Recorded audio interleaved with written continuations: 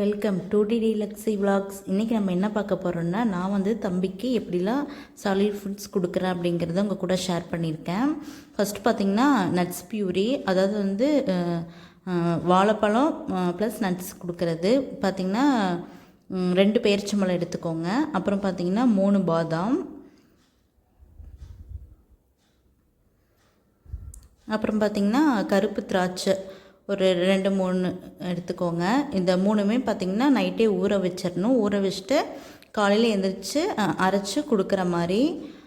அப்புறம் பார்த்திங்கன்னா இதில் வந்து நீங்கள் முந்திரி, வால்நட், பிஸ்தா இதெல்லாம் இருந்தாலும் சேர்த்திக்கலாம். நான் வந்து இன்றைக்கி இந்த 3 தான் எடுத்திருக்கேன். அப்புறம் பார்த்திங்கன்னா வாழைப்பழம் பார்த்திங்கன்னா காலையில் வந்து வேக வச்சு 2யும் அரைச்சி கொடுத்துட்றது.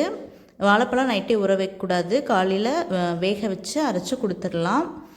இது பார்த்திங்கன்னா அரைச்சதுக்கப்புறம் இப்படி தான் இருக்கும். அதுக்கப்புறம் பார்த்திங்கன்னா அது ஒன்று, அதாவது வந்து நட்ஸ் வித் வாழைப்பழம், அது ஒரு பியூரி. இது பார்த்திங்கன்னா கேரட் வந்து இந்த மாதிரி குட்டி குட்டியாக கட் பண்ணி வேக வச்சு அதை மறுபடியும் வந்து அரைச்சி கொடுக்கணும். ஏன்னா வந்து இப்போ தான் பால் குடிச்சிட்ருப்பாங்க, நம்ம வந்து அதை கையில் மசிச்சு கொடுத்தாலும் வந்து சாப்பிட முடியாது.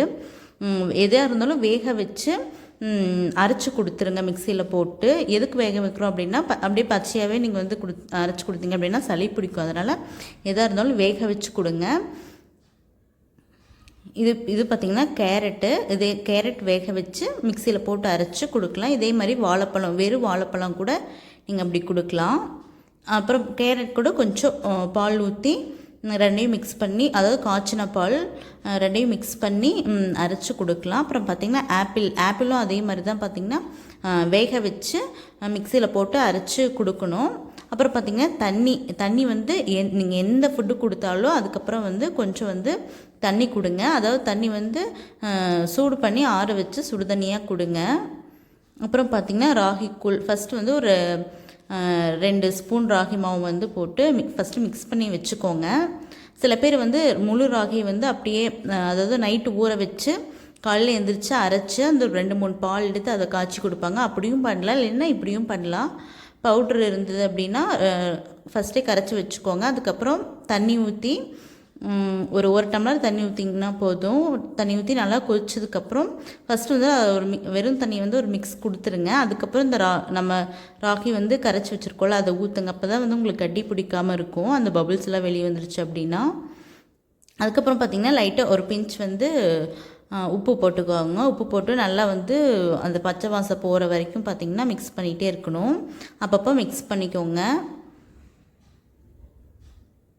இப்படி செஞ்சிங்கன்னா பார்த்திங்கன்னா அதாவது வந்து கெட்டியாக வராது, கட்டி பிடிக்காது.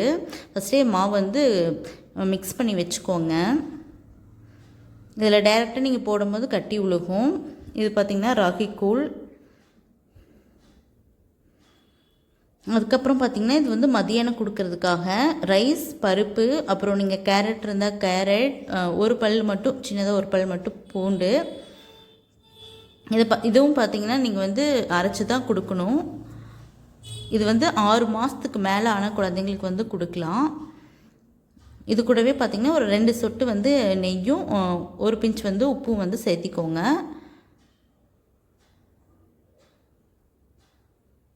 இது பார்த்திங்கன்னா மிக்சியில் போட்டு அரைச்சி கொடுக்கணும். அதாவது வந்து நீங்கள் ராகி கூழ், ஆப்பிள், கேரட், வெறும் வாழைப்பழம், அதாவது செவ்வாழைப்பழமாக இருந்தால் ரொம்ப நல்லது. செவ்வாழைப்பழம், அப்புறம் வந்து இந்த நட்ஸு ப்ளஸ் பனானா, அப்புறம் வந்து அவுள் வேணால் உங்களுக்கு தனி ஒரு வீடியோ போடுறேன். அப்புறம் பீட்ரூட் ப்ளஸ் கேரட் இது எல்லாமே வேக வச்சு மிக்சியில் அரைச்சி அப்புறம் கொடுங்க. எது கொடுத்தாலும் அதுக்கப்புறம் வந்து கொஞ்சம் வந்து தண்ணி காமிச்சிருங்க. இப்போ வந்து இது வந்து மதியானம் கொடுக்கலாம். ரைஸ் வித் பருப்பு, கேரட் இதெல்லாமே போட்டு கொடுக்கலாம்.